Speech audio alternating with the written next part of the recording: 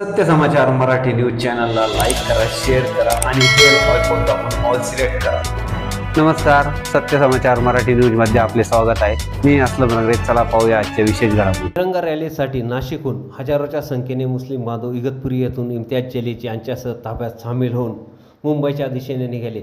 सत्य समाचार मराठी न्यूजसाठी इम्रान अत्तार, इगतपुरी. भीड़वाले ना बहुत गाड़ियाँ भी